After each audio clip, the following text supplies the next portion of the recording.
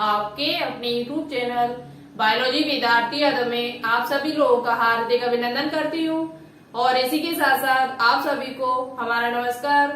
तो जैसा कि आप सभी को मालूम है, आपकी सुबह नाश्ते के रूम में जो क्लास चलती है सुबह 7 बजे से 9:30 बजे के बीच में आपको मिल जाती है। इस क्लास में हम आपको टॉप 1000 क्वेश्चंस करा रही हूँ। टॉप 1000 क्वेश्चंस की सीरीज हमारी चल रही है, उसकी आज क्लास नंबर जो है वो 34 है।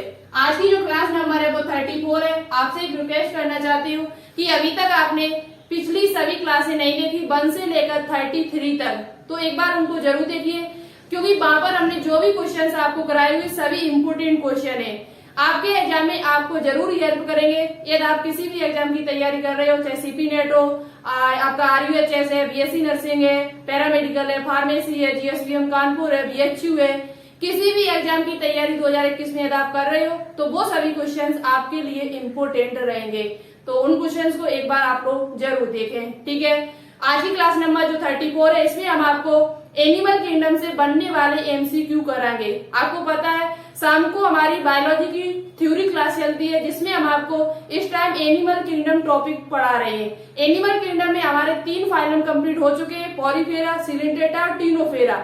इनसे बनने वाले जो भी इम्पोर्टेंट MCQ जो आपके एग्जाम में आपसे पूछे जा सकते हैं, वो सभी MCQ आपको सुबह की क्लास में ही देखने को मिलेंगे। तो आप प्लीज इस क्लास को बिल्कुल भी मिस ना कीजिए। क्यों ना कीजिए? क्योंकि वहां पर यदि आप टॉपिक पढ़ते हो, टॉपिक पढ़ने के बाद यदि आप क्वेश्चन तुरंत लगा लेते हो तो वो आपकी प्रैक्टिस अच्छी होगी और आपकी तैयारी है वो बहुत ही बेहतरीन हो सकती है, ठीक है। तो चलिए आज की क्लास को स्टार्ट करते हैं। क्वेश्चन नंबर 615, ये क्वेश्चन हमने आपको होमवर्क में दिया था, इसका आंसर बताएंगे और जिन स्टूडेंट ने राइट आंसर दिया उनके नाम भी हम लेकर आए हुए। तो क्लास को स्टार्ट करने से पहले 2 लाइन हम आपके लिए लेकर आए जो जीवन में आपको मोटिवेट करेंगी।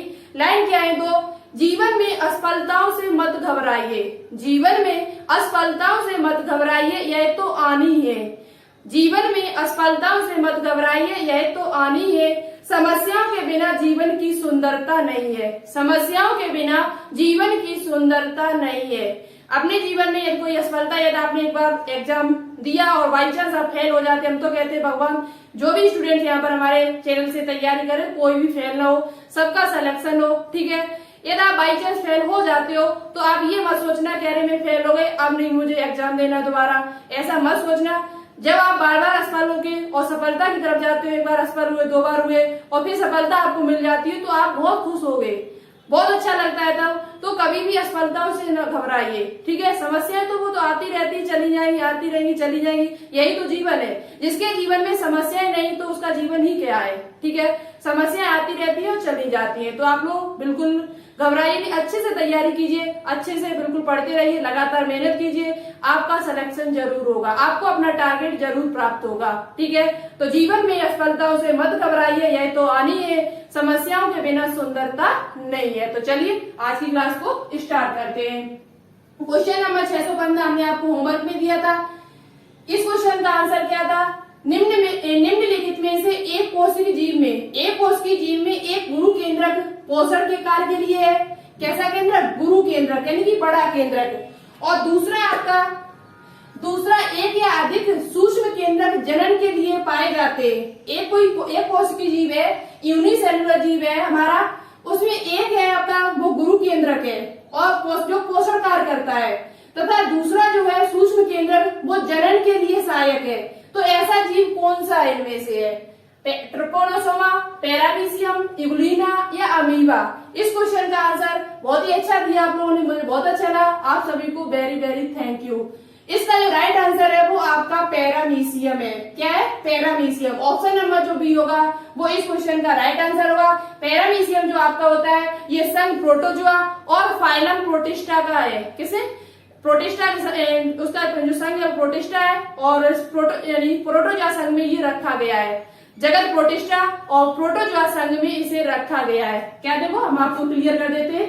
संघ प्रोटोजोआ है, इसका संघ प्रोटोजोआ है और इसका जगत जो है, किंगडम जो है इसका, वो क्या है? प्रोटिस्टा है। आपका अमीबा हुआ, पैरामीशियम हुआ, इग्लूना हुआ, ये संघ प्रोटोजोआ के अंतर्गत आते हैं और प्रोटिस्टा जगत में रखे गए हैं। ये पॉइंट आपको याद करना है। संघ प्रोटोजोआ और जगत प्रोटिस्टा के अंतर्गत इनको रखा गया और जितने भी जीव इसके अंतर्गत आते हैं वो सभी कैसे होते हैं, एक कोशिकीय होते हैं। तो पैरामीशियम एक ऐसा जीव है जिसमें दो केंद्रक पाए जाते हैं, गुरु केंद्रक, एक सूक्ष्म केंद्रक। गुरु केंद्रक का काम होता है पोषण करने, पोषण का कार्य करता है ये, और जो सूक्ष्म केंद्रक होता है वो जनन के लिए सहायक होता है। तो वो आपका कौन सा जीव है, पैरामीशियम है। इसका आंसर राइट किस किस ने दिया है, वो हमारे प्यारे स्टूडेंट का नाम भी बोल देते हैं। तो सबसे पहले जो हमारे पास आंसर आया था वो Abha Yadav ji, Satya with student for NEET ji, NEET, और ज्योति राजपूत, महेंद्र यादव, आकांक्षा चौरसिया, अर्जुन वर्मा पैथोलॉजी, और विकास पटेल और डॉक्टर शिबू। एक आध के यदि कमेंट छूट गए हो, यदि न हमने यहाँ पर नाम लिया हो, क्योंकि इस टाइम जो अब यूट्यूब है बाइट स्टूडियोज में थोड़ा प्रॉब्लम चल रही है, कमेंट आते और अपने आप डिलीट हो जाते हैं। तो बाई चांस यदि कोई छूट गया हो तो उसके लिए सो सॉरी। चलिए अब बात करते हैं क्वेश्चन पर। क्वेश्चन नंबर 616, पोरीफेरा में स्पंज गुहा कोशिकाओं द्वारा आस्तरित होती है जिन्हें क्या कहते हैं। पोरीफेरा संघ जो आपका होता है उसमें स्पंज गुहा पाई जाती है, स्पंजोसील जिसे कहा जाता है इंग्लिश में स्पंजोसील।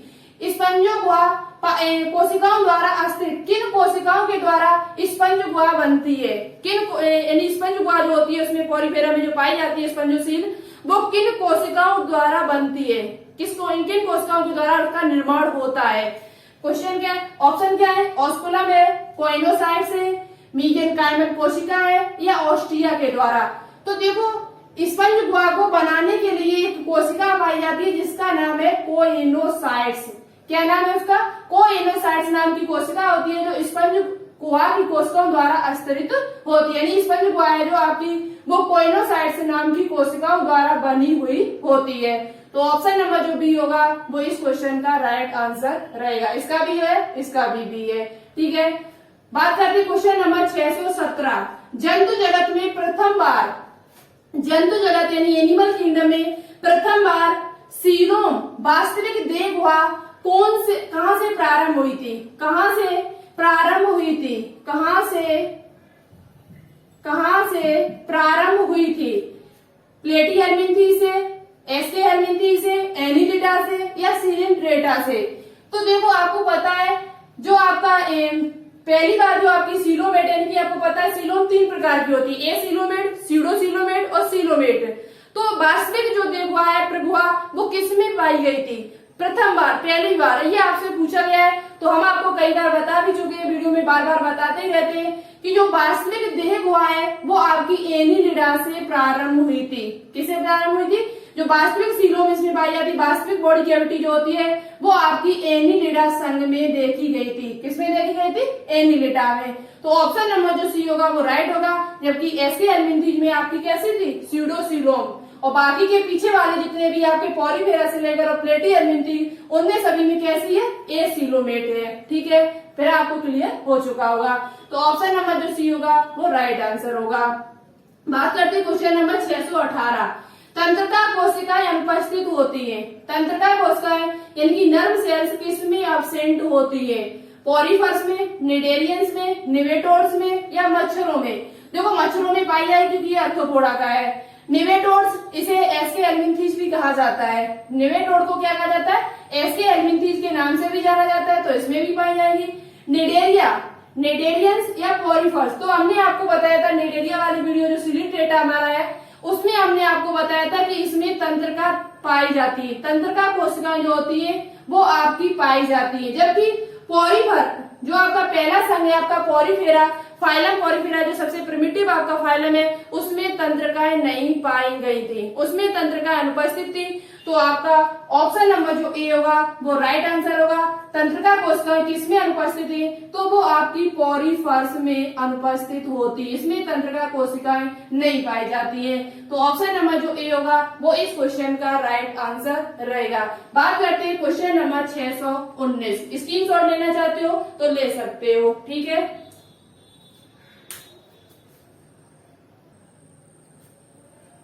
तो देखिए क्वेश्चन नंबर 619 हमारा है, कॉलर कोशिकाएं पाई जाती है। कॉलर कोशिकाएं जो आपकी वो कहाँ पर पाई जाती है, तारा मछलियों में, निडेरियंस में, स्पंजों में, या मादा कृमियों में, मेल कृमियनिम में। तो देखो कॉलर कोशिकाएं जो होती है वो आपकी स्पंजों में पाई जाती, हमने आपको बताया हुआ था। किसमें पाई जाती? स्पंज, यानी कि पॉलीफेरा के संघ जो संघ है आपका, उसके सदस्य जो होते हैं, स्पंज आपका है, उसमें आपकी क्या पाई जाती है? कॉलर कोशिकाएं पाई जाती है। कौन सी कोशिकाएं पाई जाती है? कॉलर कोशिकाएं पाई जाती है। आपको कमेंट बॉक्स में कमेंट करके बताना होगा कॉलर कोशिकाओं का कार्य क्या होता है। हमने आपको बताया हुआ वीडियो में कॉलर कोशिकाओं का कार्य क्या होता है, ये आपको कमेंट बॉक्स में कमेंट करके बताना होगा। और इसे किस नाम से जाना जाता है?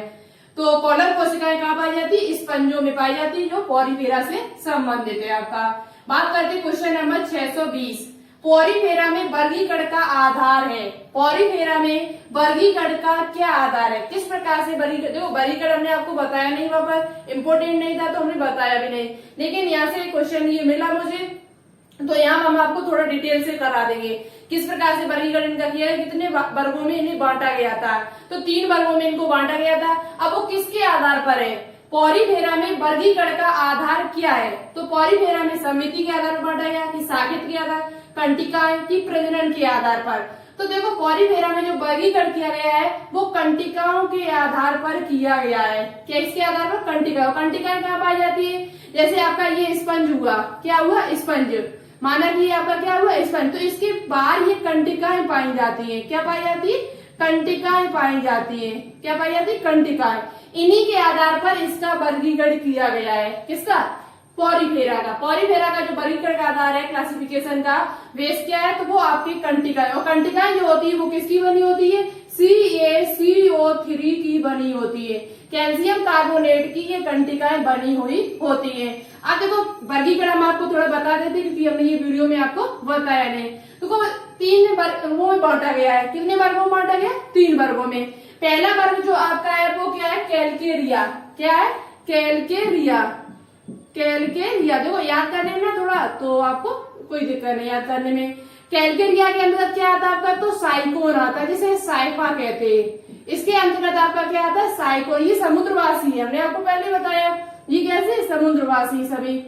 कैलकेरिया जो आपका पहला वर्ग है, इसके अंतर्गत आपका साइकोन या साइफा जिसे कहते हैं, साइफा, साइफा आता है। दूसरा आपका जो बांटा है, दूसरा जो वर्ग आपका है वो आपका क्या है? वो आपका है हेक्साकिटिनिडा। हेक्साकिटिनिडा,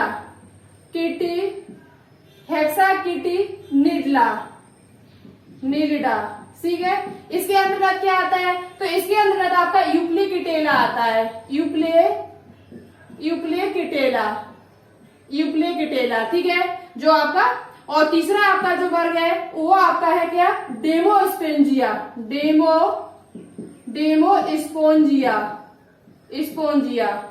ठीक है। डेमोस्पोंजिया के अंदर आपका स्पंज, जो आपका स्पंजिला है, मीठे पानी पाया जाता है, स्पंजिला,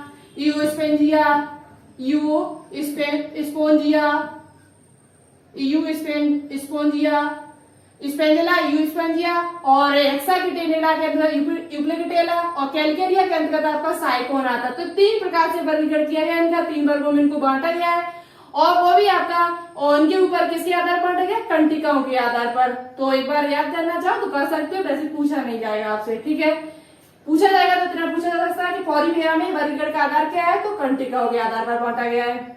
बात करते हैं नेक्स्ट क्वेश्चन की। आहार नाल व देह भित्ति यानी एलिमेंट्री केनाल और देह भित्ति यानी कि बॉडी वाल के बीच में पाई जाने वाली गुहा देह गुहा होती है, सीलोम होती है, जो अस्तरित होती है। जो क्या किन परतों से, क्या परतें उसमें पाई जाती है? जो किन से अस्तरित होती है? एक्टोडर्म व एंडोडर्म से दोनों, और मीजोडर्म से। एक्टोडर्म व मीजोडर्म से दोनों, और एक्टोडर्म से। तो देखो हमने आपको बताया था कि जैसे आपका ये है, किसी का शरीर है, किसी का जैसे मानव है, मानव में ये बीच में आपकी क्या है? एलिमेंट्री केनाल है। क्या है? आपकी एलिमेंट्री केनाल है, ऊपर आपका मुख होगा, ठीक है, हमें इससे मतलब नहीं है। अब इसमें क्या होगा? ये आपकी देह भित्ति है। क्या है आपकी? ये देह भित्ति। देह भित्ति के पास में ही आपकी मीजोडर्म होती है, बीच वाला स्थान आपका खाली होता है। इस देह भित्ति और देह गुहा, देह भित्ति, आहारनाल और देह भित्ति, ये आपकी आहारनाल है और ये आपकी देह भित्ति यानी कि बॉडी वाल है। क्या है? बॉडी वाल और एलिमेंट्री केनाल के बीच यानी आहारनाल के बीच में एक स्तर पाया जाता है जिसे कहा जाता है मीजोडर्म। और बीच वाली गुहा होती है उसे क्या कहा जाता है, सीलोम, यानी कि देह गुहा हमारी। तो जिसमें मीजोडर्म पाया जाएगा वो सीलोमेट कहे जाते हैं। क्या कहे जाते हैं, सीलोमेट। और जिनमें मीजोडर्म नहीं पाया जाता, मीजोडर्म नाम की परत नहीं पाई जाती है, उनमें मीजोडर्म तो होता है लेकिन थैलियों के रूप में बगरा हुआ होता है। कोशिकाएं जो होती है वो थैलियों के रूप में बिखरी हुई होती है, तो वो आपके होते हैं स्यूडोसीलोमेट। और जिनमें बिल्कुल ही नहीं मीजोडर्म होता है वो आपके होते हैं एसीलोमेट कहे जाते हैं। तो इस प्रकार से आप अंतर कर सकते हो, जिनमें मीजोडर्म पाया जाता है वो सीलोमेट कहे जाते हैं। मनुष्य वो आपका सीलोमेट है जिसमें बॉडी कैविटी पाई जाती है। बॉडी कैविटी तभी मानी जाएगी जब आपका मीजोडर्म होगा दोनों ओर यदि आपका मीजोडर्म है उपस्थित तो उसे कहा जाता है सीलोमेट। तो जैसे हमने आपको यहाँ पर ये आपका एलिमेंट्री कैनाल और ये आपकी बॉडी वाल, दोनों के बीच में ये क्या है, मीजोडर्म स्थित है, तो इसलिए इसे क्या कहा जाएगा, दोनों और मीजोडर्म है तो उसे हम सीलोमेट कहते हैं, देववा कहते हैं। तो ऑप्शन नंबर जो बी होगा वो राइट आंसर होगा, दोनों और मीजोडर्म उपस्थित होती है। ठीक है, तो बात करते हैं क्वेश्चन नंबर 600 क्वेश्चन नंबर 622। एक डाउट हुआ क्वेश्चन है आपका, जो हमने शायद आपको पिछली वीडियो में बताया था, वो हमसे गलत हुआ है। सो सॉरी उसके लिए। देखो क्वेश्चन कभी कभार हो जाते गलत, हम भी मनुष्य हैं तो कभी बार गलती हो सकती है हमसे भी, हम भगवान तो है नहीं कि गलती हो ना, कभी गलती हो सकती है हमसे भी। तो उसका आंसर अब क्या है, क्वेश्चन ये था कि क्रियात्मक गुरु बीजाणु कहाँ विकसित होता है, एंजियोस्पर्म में क्रियात्मक गुरु बीजाणु कहाँ विकसित होता है। तो वहां पर हमने आपको बीजांड शायद बता दिया, वो गलत है। बीजांड न कह के आप भ्रूण कोष कहो, भ्रूण कोष क्या कहना है आपको, है भ्रूण कोष यानी कि एम्ब्रॉय सैक। भ्रूण कोष में आपका क्रियात्मक गुरु बीजाणु विकसित होता है। क्रियात्मक जो गुरु बीजाणु है आपका बचा हुआ एक सेल जो बचती है वो आपकी भ्रूण कोष में विकसित होती है। किसमें विकसित होती है, भ्रूण कोष में। तो आप प्लीज वहां पर सही कर ले, वहां पर बीजांड नहीं आंसर होगा, वहां पर बीजांड हम थोड़ा गलत कर चुके थे वहां पर, तो कोई बात नहीं, होती है गलती, सभी से होती है वो। तो आप बीजांड न लिख के आप वहां पर क्या कर ले, भ्रूण कोष कर ले। यदि एग्जाम में क्वेश्चन इस प्रकार का पूछा जाए आपसे तो आप भ्रूण कोष पर ही टिक करके आए। ओके, समझ में आ चुका होगा, आई होप आपको। तो चलिए अब बात करते हैं क्वेश्चन नंबर 622।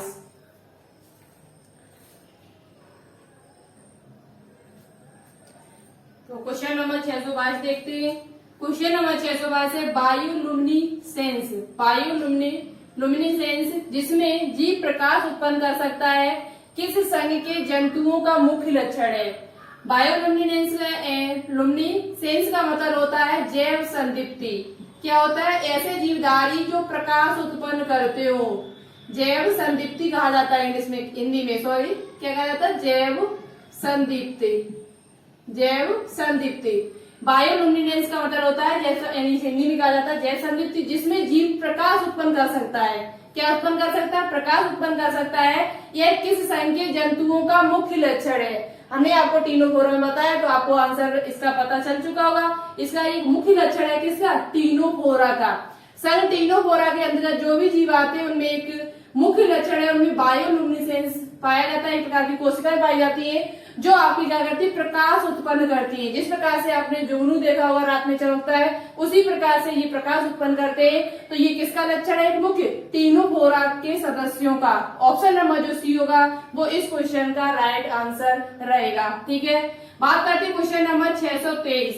निम्न में से कौन सी कोशिका प्रकार डॉट डॉट के योग्य है जिससे स्पंजों के अन्य कोशिका प्रकार बनते हैं। एक ऐसी कोशिका स्पंज में पाई जाती है जिससे अन्य कोशिकाएं भी बन सकती है, जिनमें अन्य कोशिकाओं का निर्माण भी हो सकता है।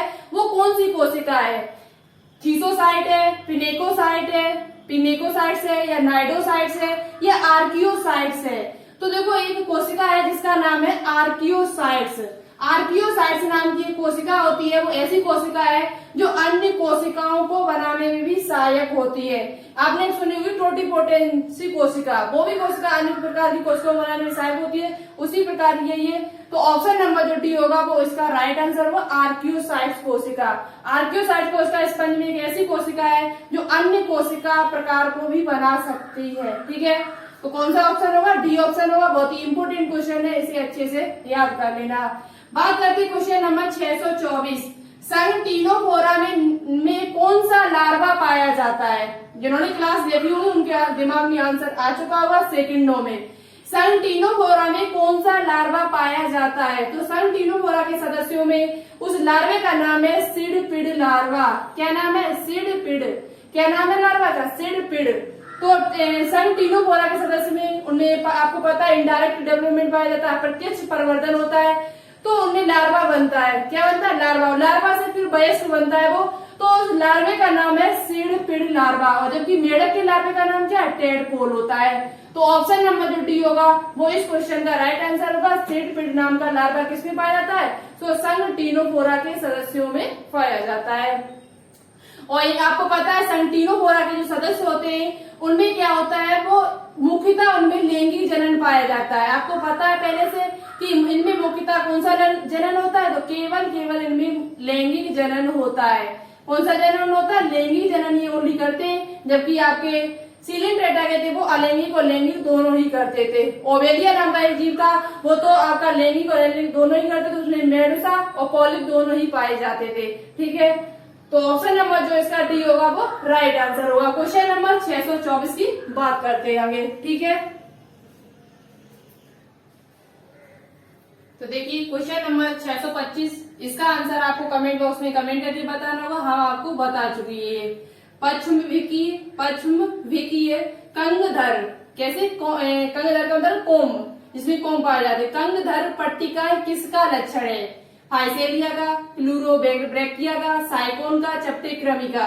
इसका आंसर आपको कमेंट बॉक्स में कमेंट करके बताना। साथ ही साथ आपको ये बताना होगा ये सभी जीव किस संघ से संबंधित है। जैसे चपटे क्रमी किस में संबंधित है, किससे बिलोंग करता है, और आपका फाइसेलिया किससे संबंधित है, साइकोन किसमें रखा गया है, इनके नाम भी आपको बताने होगा। साथ ही साथ आपको बताना होगा पश्चिम विकीय कंगधर पट्टिकाएं किसका लक्षण है एक। ठीक है, इसका आंसर आप लोग कमेंट बॉक्स में कमेंट करके जरूर बताएं। ओके, ये आपके HW का काम है, इतना काम आपको सब करना है। 626 क्वेश्चन बात करते हैं। निम्न में से कौन सा एक प्राणी अरीय समिति, कैसी समिति? अरीय समिति यानी कि रेडियल सिमेट्री, अपूर्ण पाचन गुहा तथा द्विकोरिक है, डिप्लोब्लास्टिक है, निम्न में से कौन सा है? स्पंजिला है, यूस्पंजिया है, साइफा है या फाइसेलिया है? तो देखो आपको ये कैसे पता करना, तो आपको तभी पता चल पाएगा ये काम जब आपको इन जीवों के बारे में पता होगा ये किससे संबंधित है। ये जीव जितने भी नाम लिखे हुए नाम ये किससे संबंधित है, तब आप इसका आंसर कहीं पता कर पाओगे। तो देखो कैसे पता करोगे? स्पंजिला आपका किससे संबंधित है? पॉरीफेरा से। यूस्पेंजिया स्पंज लगा है तो स्पंज यानी पॉरीफेरा संबंधित है। साइफा या साइकोन, साइफा या साइकोन, तो ये भी आपका किससे संबंधित है? पॉरीफेरा संबंधित है। अब आपको पता है कि पॉरीफेरा जो होता है उसमें अरीय समिति तो होती नहीं है, उसमें कैसे समिति? अरीय समिति होती है, उसमें असमिति होती है, एसिमेट्री होती है। जबकि इसमें क्या लिखा है? Radial symmetry. और रेडियल सिमेट्री आपकी किसमें पाई जाती है? तो सिलिंड्रेटा, टोनीफेरा, इकाइनोडर्मेटा। सिलिंड्रेटा, टोनीफेरा और इकाइनोडर्मेटा में अरीय समिति पाई जाती है। और साथ ही साथ वो डिप्लोब्लास्टिक भी होते हैं। कैसे होते हैं? डिप्लोब्लास्टिक होते हैं। तो आपका है ऑप्शन नंबर जो डी लिखा है फाइसेलिया। क्या लिखा है? ये फाइसेलिया। और फाइसेलिया जो आपका ये जीव है ये नाइडेरिया से संबंधित है। नाइडेरिया या जिसे कह सकते हैं सिलिंड्रेटा, जिसे क्या कह सकते हैं? सिलिंड्रेटा। तो ये ऑप्शन नंबर जो डी होगा वो राइट आंसर होगा। फाइसेलिया नाम का जो जीव है ये नाइडेरिया संबंधित है। और नाइडेरिया में आपको पता है अरीय समिति होती है, अपूर्ण पाचन गुहा होती है और द्विकोरक कहे जाते हैं। कैसे कहे जाते हैं? द्विकोरक कहे जाते हैं, यानी कि डिप्लोब्लास्टिक होते हैं। और ये जो फाइसेलिया है आपका वो नाइडेरिया से ही संबंधित है, जिसे हम सिलिंड्रेटा भी कहते हैं। क्या कहते हैं? सिलिंड्रेटा भी कहते हैं। तो ऑप्शन नंबर जो डी होगा वो राइट आंसर होगा। बाकी की जो तीन है ये तीनों आपके पॉरीफेरा से संबंधित है, पॉरीफेरा के अंतर्गत आते हैं। तो आपको ये शायद उदाहरण याद भी हो चुके होंगे हमारे हिसाब से, क्योंकि बार बार यही हम आपके लिए लेकर, स्पंज किस में आता है, यू स्पंजिया किस में आता है, स्पंजिला किस में आता है। जबकि स्पंजिला जो आपका होता है, स्पंजिला ये मीठे पानी में पाया जाता है, फ्रेश वाटर में पाया जाता है। यू स्पंजिया क्या होता है, ये चीज बार बार हम आपके लिए लेकर आए तो आपको याद भी हो चुका होगा। ठीक है, तो लगातार हमारे साथ सीरीज में बने रहो। इस सीरीज में आपको बहुत ही इंपोर्टेंट क्वेश्चन मिलेंगे। आज हमने आपको 626 क्वेश्चन कंप्लीट कराए। नेक्स्ट वीडियो में आपको और भी बेहतरीन क्वेश्चन हम आपको लाने की कोशिश करेंगे। तो क्वेश्चंस कैसे लगे कमेंट बॉक्स में कमेंट करके जरूर बताएं और ज्यादा से ज्यादा इस वीडियो को शेयर करें और अभी अभी आप हमसे न्यू जुड़ रहे हैं तो प्लीज इस चैनल को सब्सक्राइब जरूर कर लें और जो भी क्वेश्चन हमने पूछा है उसका आंसर दीजिएगा। जो भी स्टूडेंट्स राइट आंसर देंगे उनके नाम नेक्स्ट वीडियो में हम जरूर लेकर आएंगे। तो लगातार हमारे साथ जुड़े रहिए, इसी प्रकार से आपकी हेल्प हम करते रहेंगे। तो आप लोग लगातार जुड़े रहोगे तो बहुत कुछ सीखने को मिलेगा और आपके एग्जाम में बहुत कुछ अच्छा हो सकता है। यदि आप लोग लगातार पढ़ते रहोगे, लगातार जुड़े रहोगे तो बहुत कुछ सीखने को आपको मिलेगा यहाँ से। तो चलिए आज के लिए इतना ही रखते हैं, मिलते हैं नेक्स्ट वीडियो में अच्छे क्वेश्चनों के साथ। शाम की वीडियो नहीं देखते हो तो जरूर देखा करो, क्योंकि टॉपिक जब तक आपका क्लियर नहीं होगा तब तक कुछ नहीं हो सकता है। तो चलिए आज के लिए इतना ही। Okay, thanks for watching this video. जय हिंद, जय भारत।